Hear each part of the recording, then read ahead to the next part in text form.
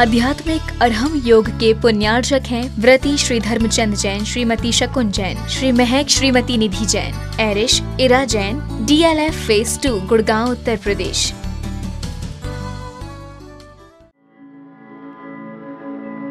अपने शरीर में जो 5 मुख्य केंद्र हैं, उन केंद्रों को अच्छे ढंग से संचालित करने के लिए, उन केंद्रों की शक्तियां, ऊर्जा बढ़ाने के लिए आपको 5 मुद्राओं का अभ्यास करना है, जो पंच नमस्कार मुद्रा के माध्यम से आपको सिखाया गया है। थोड़ा सा समझ लें। अरिहंत मुद्रा हमारे नाभि चक्र को एक्टिवेट करती है।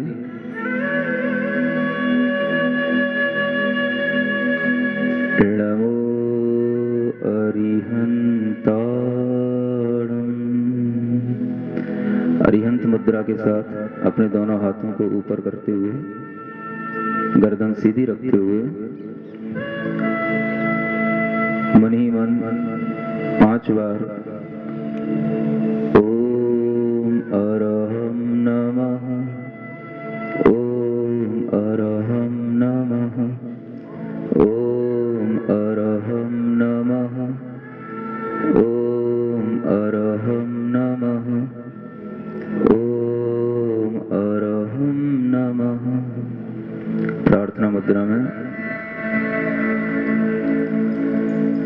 दूसरी मुद्रा सिद्ध मुद्रा है। इससे हमारा हृदय चक्र एक्टिवेट होता है। दोनों हाथों को बाहर की ओर अंजलि निमा बना करके महसूस करें, शुद्ध सिद्ध आत्माओं की शक्तियां हमारे हथेलियों से होते हुए हृदय में प्रवेश कर रही हैं। ओम अरहम नमः, ओम अरहम नमः, ओम अरहम नमः, ओम अरहम नमः, ओम अरहम नमः। प्रार्थना मुद्रा। तीसरी मुद्रा जो हमारे कंठ स्थान को, विशुद्धि केंद्र को संचालित करती है, ज्ञान मुद्रा के साथ अपनी हाथों को पीछे की ओर ले जाने का प्रयास करें। कंधों के पास हथेलियां ऊपर की ओर रहें, हल्का सा मुख ऊपर की ओर हो, कंधों पर खिंचाव हो, सीना आगे की ओर हो।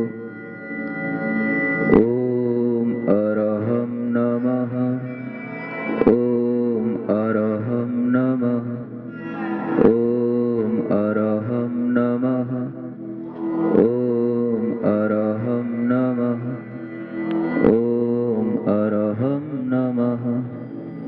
प्रार्थना मुद्रा।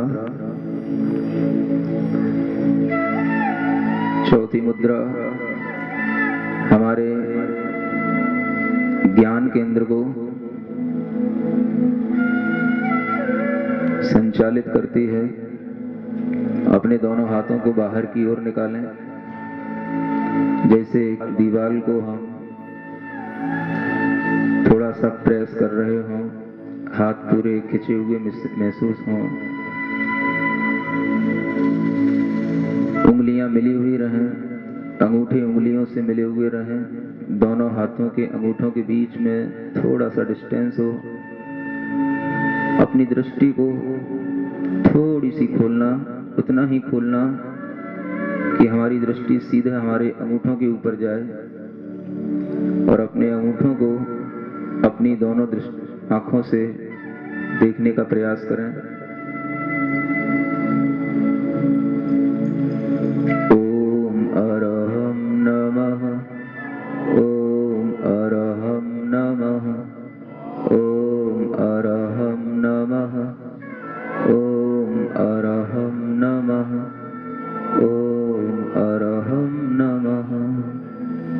परिवर्तन मुद्रा। अपने सिर को बैठे बैठे ही जमीन से लगाते हुए दोनों हाथों को सिर जोड़ करके आगे की ओर निकाल कर झुकने का यथासंभव प्रयास करें।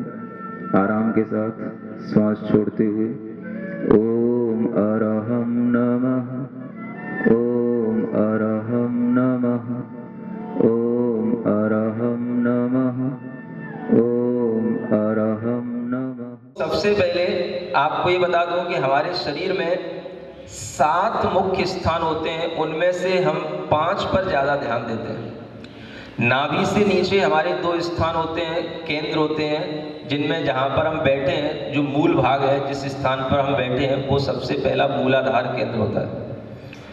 पीछे रीढ़ की हड्डी से जब हम देखते हैं तो उसके 4 अंगुल ऊपर एक और केंद्र होता है। फिर तीसरा केंद्र हमारा नाभि केंद्र आ जाता है। इसको हम कहते हैं शक्ति केंद्र। पूरे शरीर का जो मैनेजमेंट होता है वो यहीं से होता है। क्या बोलते हैं इसको? शक्ति केंद्र। थोड़ा सा याद भी कर लेंगे तो आपको सुविधा रहेगी। नाभि केंद्र को क्या कहते हैं? फिर उसके ऊपर हमारा हृदय केंद्र आ जाता है। इस हृदय केंद्र को हम कहते हैं आनंद केंद्र। हृदय स्थान को आनंद केंद्र कहते हैं। फिर इसके ऊपर जो हमारा कंठ स्थान आता है, इसे हम कहते हैं विशुद्धि केंद्र। क्या बोलते हैं? हाँ। और फिर जो है दोनों भ्रुकुटियों के बीच में एक स्थान है जहाँ पर हम टीका तिलक वगैरह लगाते हैं। ये इसलिए लगाते हैं कि ताकि हमारी जो ये ज्ञान का केंद्र है, इसे क्या बोलते हैं? ज्ञान केंद्र। ये हमारे ऑरा को जो है एक तरीके से मैनेज करता है, तो हमारे परिणामों में शीतलता रहे। आपको टीका लगाने का, तिलक लगाने का, मंदिर में जाकर के ये जो प्रावधान बताया गया है वो इसलिए कि आपका मन जो ज्ञान के माध्यम से चल रहा है वो शांत रहे, शीतल रहे। इसलिए चंदन की, केसर की ऐसी शीतल चीज़ें जो है उस समय पर लगाने के लिए कहा जाता है। और फिर सबसे ऊपर होता है क्या? इसे बोलते हैं सिद्धि केंद्र। क्या बोलते हैं? सिद्धि केंद्र का मतलब होता है कि जहां से हमें सब प्रकार की सिद्धियां उपलब्ध होती हैं। तो मुख्य रूप से हमारे शरीर के जो 5 केंद्र हैं, ये हमें अगर सही ढंग से काम करते हुए दिखाई दें या ये सही ढंग से काम करने लग जाएं तो आपको किसी भी प्रकार की शारीरिक बीमारी और मानसिक बीमारियां नहीं होंगी। हाँ, ये हमारे 5 केंद्रों के नीचे जो ऊर्जा होती है, उस ऊर्जा को भी ऊर्ध्वमुखी करने की एक प्रक्रिया होती है। वह 5 केंद्रों के नीचे अगर 2 केंद्रों पर ऊर्जा हमेशा स्टोर रहती है और वहाँ पर अगर ज़्यादा ऊर्जा स्टोर हो जाती है तो वो पूरे शरीर के लिए नुकसानदायक हो जाती है। तो योग ध्यान इसलिए करना पड़ता है कि हम उस नीचे रहने वाली ऊर्जा को ऊपर लाएं, अधोगामी ऊर्जा को ऊर्ध्वगामी बनाएं।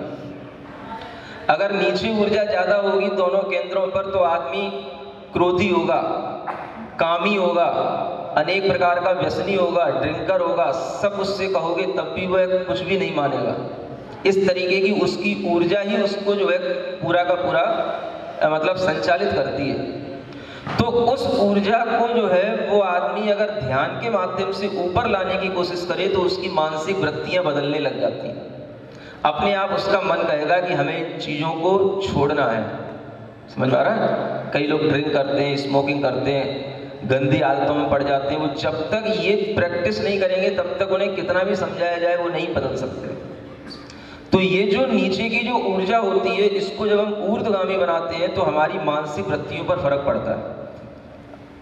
शक्ति मिलेगी नाभि केंद्र से, आनंद आएगा, हमारे अंदर विशुद्धि बढ़ेगी, हर काम में परफेक्शन हमें दिखाई देगा, हमारा ज्ञान सही ढंग से काम करेगा, हमें अपने इमोशंस पर कंट्रोल होगा। तो इन सब चीज़ों के माध्यम से उस व्यक्ति के अंदर जो परिवर्तन आएगा तो वह व्यक्ति सब कुछ जो गंदी आदतों में पड़ा है उससे वो बचने लग जाता है। समझ में आ रहा है? ये ध्यान के बहुत से फायदे हैं। तो इसलिए अब हम उस ध्यान की प्रक्रिया में सबसे पहले प्रारंभ करते हैं पंच परमेष्ठी के माध्यम से अपने 5 इन केंद्रों को एक्टिवेट करना। 5 केंद्र कौन कौन से? शक्ति केंद्र, आनंद केंद्र, विशुद्धि केंद्र, ज्ञान केंद्र और सिद्धि केंद्र। और 5 ही हमारे पास में मुद्राएं हैं। और ये पांचों ही मुद्राएं क्रम क्रम से आप देखोगे कि पांचों ही चीज़ों पर क्रम क्रम से इफेक्ट डालने वाली है ना। इन मुद्राओं के माध्यम से बाहर से कई लोगों ने अपने पैरालिसिस के, ये जो सर्वाइकल के, माइग्रेन के, ऐसे जो दर्द होते हैं, इन सब में राहत मिली है बहुत सारे लोगों ने। समझ आ रहा है ना। लास्ट में कुछ लोग यहाँ बैठे होंगे तो उनसे आपको उनके अनुभव भी सुनवाएंगे जो इसकी कंटिन्यूस प्रैक्टिस करते हैं। आप लोग तो मोस्टली पहली बार ही बैठे हो गए यहाँ पर। तो अगर आप इसकी कंटिन्यूस प्रैक्टिस करेंगे, 40 दिन तक आप इसको लगातार करें, तब आप देखेंगे इसका फ़ायदा आपके शरीर में क्या आता है ना। हमारी आदतें खराब पड़ी हैं, बिल्कुल हमें गोली मुंह में रखी और तुरंत हमारा बुखार ठीक होना चाहिए, समझ रहे हैं। तो ऐसी आदतों के चलते आपको कभी कुछ लाभ नहीं होगा। तो जब आप समय निकालें, अपने मन को तैयार करें और कंटिन्यूस प्रैक्टिस से गुजरें, तब आपके लिए जो लाभ होंगे वो आपको खुद महसूस होंगे। तो हम शुरू करते हैं। श्वास सामान्य रखते हुए या बाहर की ओर निकालते हुए अपने दोनों हाथों को बिल्कुल कान के पास से ऊपर की ओर ले जाएंगे। नमो अरिहंताणं। कोहनियाँ सीधी रखें, कान के पास से अपने दोनों हाथ मिला करके रखें। बहुत अच्छा होगा कि आप एक पैर को अपनी दूसरी जंघा पर रख करके बैठें, ताकि आपका प्रेशर पीछे बिल्कुल सही पड़े और आपकी कमर सीधी रहे। कमर सीधी रहनी चाहिए। कई लोग ऐसे बैठे होते हैं और ऐसे कर लेते हैं, समझ। हाँ, कमर सीधी रखना और मन ही मन केवल 5 बार कम से कम नमो अरिहंताणं पढ़ना, आँख बंद करके। नमो अरिहंताणं, नमो अरिहंताणं, नमो अरिहंताणं, नमो अरिहंताणं, नमो अरिहंताणं। रिलैक्स। प्रार्थना मुद्रा में आए। हर मुद्रा के बाद में ये प्रार्थना मुद्रा। पूर्ण मनोभावों के साथ आँख बंद रखते हुए जो इंस्ट्रक्शन दिए जा रहे हैं बस उसकी ओर देखते हुए दूसरी मुद्रा है सिद्ध मुद्रा, जिसमें हम सिद्ध भगवान को, इधर देखें, अपनी हथेलियों पर विराजमान करते हैं, क्योंकि हमारी हथेलियाँ, उंगलियाँ और जो उनमें रेखाएं बनी हैं वो सिद्ध शिला का प्रतीक होती हैं। तो हम अपनी हथेलियों पर महसूस करें कि सिद्ध भगवान की शुद्ध शक्तियाँ, शुद्ध ऊर्जा हमारी इस हथेलियों के माध्यम से हमारे हृदय में प्रवेश कर रही है और वो पूरे शरीर में प्रवेश कर रही है।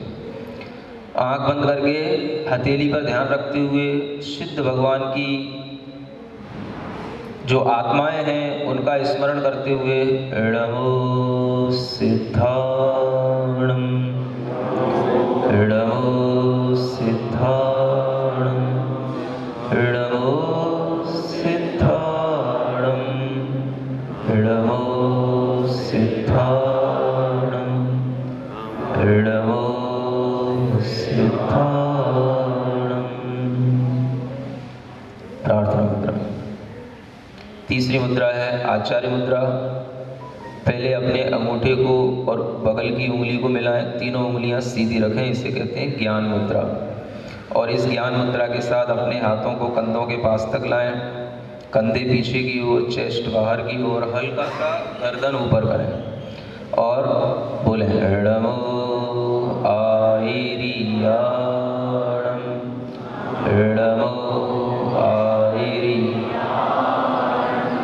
नमो आयरियाणं। थोड़ी गर्दन ऊपर करें, कंठ पर फर्क पड़ना चाहिए। नमो आयरियाणं, नमो आयरियाणं। प्रार्थना मुद्रा। चौथी मुद्रा उपाध्याय मुद्रा है। दोनों हाथों को ऐसे बाहर निकालें, अपनी कलाई में बिल्कुल 90 डिग्री का एंगल रखेंगे यूँ इसमें, और बाहर की ओर बिल्कुल जितना हम दबा सकें हाथों को पुश करेंगे, जैसे हम किसी दीवार को पुश करते हैं। और पांचों उंगलियां मिली हुई, दोनों पांचों उंगलियों के अंगूठों के बीच में थोड़ा डिफरेंस, और दृष्टि अपनी उतनी ही खोलेंगे कि हमें केवल अपनी अंगूठे दिखाई दें, केवल अपनी दृष्टि अंगूठों पर टिकाएंगे। पूरी दृष्टि अपने दोनों अंगूठों पर टिकाएं, अंगूठी उंगली से मिला करके रखें। अब बोले णमो उवच्छायाणं, णमो उवच्छायाणं, णमो णमो णमो। उसी स्थिति में अपने हाथों को ऐसे लाएं, पंजे ऐसे करें और पंजों को हिलाएं। हाँ, तेजी से हिलाएं पंजों को बिना किसी डर के। हाथों से ही सारी की सारी शुद्ध एनर्जी हमारे हृदय तक पहुंचती है, हमारे लंग्स में पहुंचती है, ब्लड सर्कुलेशन पर सारा इन्हीं हाथों से प्रभाव होता है। आसपास जितनी भी शुद्ध ऊर्जा होगी वो सब आपको हाथों से मिलेगी। अभी तो आप निगेटिव एनर्जी को अपने से हटा रहे हो, इसका मतलब क्या है? आप निगेटिव एनर्जी हटा रहे हो। अभी आप ढोलक बजा रहे हो, तेजी से बजाओ, अच्छे से बजाओ, प्रसन्नता के साथ बजाओ। हाँ, ऐसा लगे कि तुम सब उड़ने वाले हो, मोक्ष के लिए तैयारी कर रहे हो। हाँ, और फिर जो है पॉजिटिव एनर्जी को अपने पास बुलाने के लिए अब तबला बजाओ अच्छे से। हाँ, पंजा लाओ, केवल पंजा, पूरी बाँह नहीं हिलाना। हाँ, पंजा। अब पांचवी मुद्रा, अपने दोनों हाथों को जोड़ करके जमीन से लगाएंगे और सिर को भी धीरे धीरे जमीन से लगाएंगे। बस इतना ध्यान रखेंगे, जिन्हें कोई पीछे डिस्क वगैरह की प्रॉब्लम हो, है ना, जिनके पीछे कुछ स्पाइनल कॉर्ड में ये गुरिया वगैरह होते हैं, खिसक जाते हैं, वो लोग ना करें। बाकी के सब लोग जो है धीरे धीरे अपनी कमर को बैंड करके जमीन से लगाने का कोशिश करें। णमो लोहे सवसागुणं,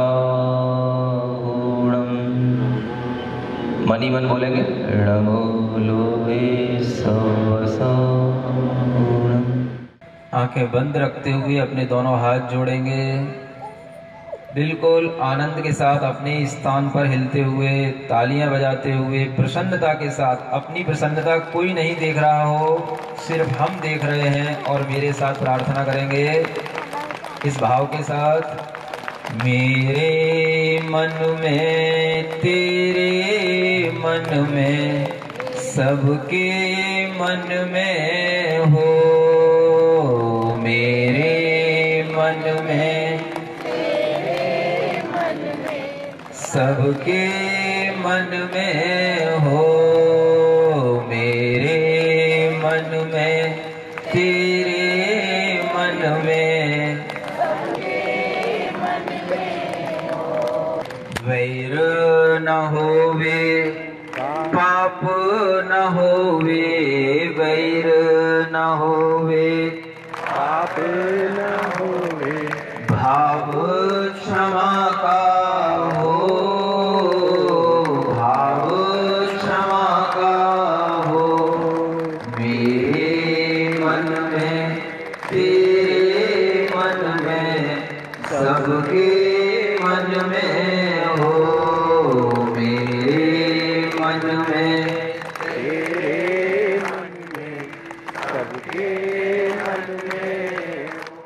आध्यात्मिक अरहम योग के पुण्यार्चक थे व्रती श्री धर्मचंद जैन, श्रीमती शकुन जैन, श्री महक श्रीमती निधि जैन, एरिश इरा जैन, DLF फेज 2 गुड़गांव उत्तर प्रदेश।